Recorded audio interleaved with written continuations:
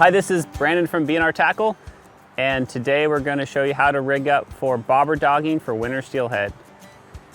Starting with the rod and reel, this is a 10-foot medium action, 8 to 12 pound spinning rod. This is a midline spinning reel with braided fishing line. I use either 20 or 30 pound braided.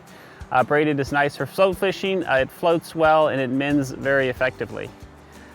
Starting with bobber dogging, the first thing you want to do is attach your bobber.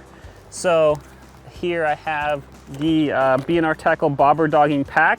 It includes floats, stops, beads, weights, and the bobber stops. So first I'm going to start with the bobber stop. They come on the little straw here with the yarn. To install this, you take the free end of your braided fishing line, take the straw, feed it through the line like this. There we go. And now we're going to extract the straw, and as we do this, we take the straw off the free end of the line. We're going to push the yarn that way and take the straw off that way. There, the straw is off. Put that in the garbage, and then pull the strands of the bobber stop like this so that it pulls tight. And usually what I'll do is I'll pull these really tight, and then when I'm done, I'll trim it. So there's our bobber stop. Next, we attach one bead. This is the bead that'll butt up against the bobber stop. So I'm going to thread this bead onto the line. There we go. We got a bead on, we got a bead in our stop. And next we're going to go with the float. Today we have medium to low flow, so I'm going to use the medium-sized bobber dogging float. First, simply thread this through. There we go. Now we got our float on. And now I'm going to put a second bead down here at the bottom, and this is to keep the bobber from bouncing against the swivel. Sometimes the swivels can damage the bobber, so I'll put another bead down here.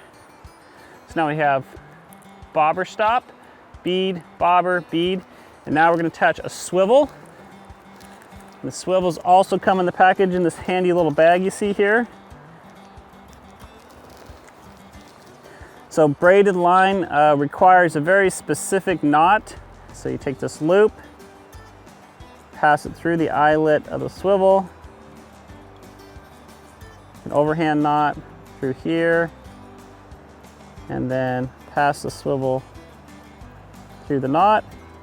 And then I'm going to pull this tight, and I'll trim my handy dandy scissors here. I will trim this extra line and throw the line in the garbage.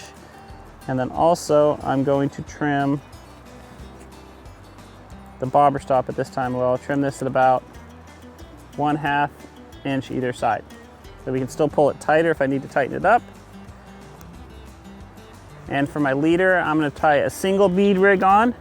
So in here I have a pre-tied leader with no T-stop. So I'm going to take this leader off my leader spool. I'm going to attach my bobber stop. This leader is approximately 3 feet, so about this much. And now I'm going to attach my T-stop.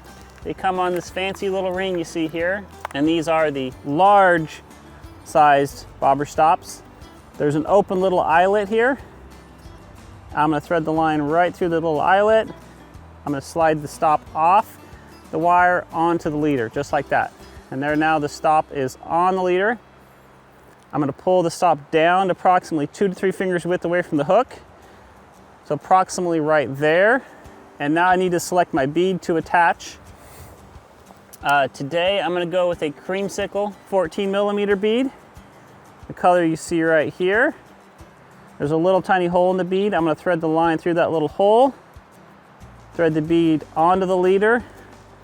Slide it down onto the stop. Get it kind of pushed right up into there so the stop's loaded right into the bead, just like you see there. And there we go, that's attached. Now I'm going to tie this leader onto my swivel. For this I use a improved clinch knot. So I tie it through the swivel, wrap it around the shaft 5 to 7 times, through this eyelet, and then through the secondary eyelet you see here. Tighten it down. And now I just need to attach my weight. So Again, I used a medium float, so I'm gonna use a 1/3 ounce tangle-free weight. These are made by Days Tangle Free. I really like these. I'm gonna attach the swivel. And there we have bead, weight, swivel, bobber, stop, all aligned. For setting the bobber stop depth, you want the depth to be at least 1.5 to 2 times the depth you're fishing. So say the hole I'm fishing is 4 feet deep, then I would want my bobber stop to be at 6 feet, which is approximately there. And now we are ready to fish.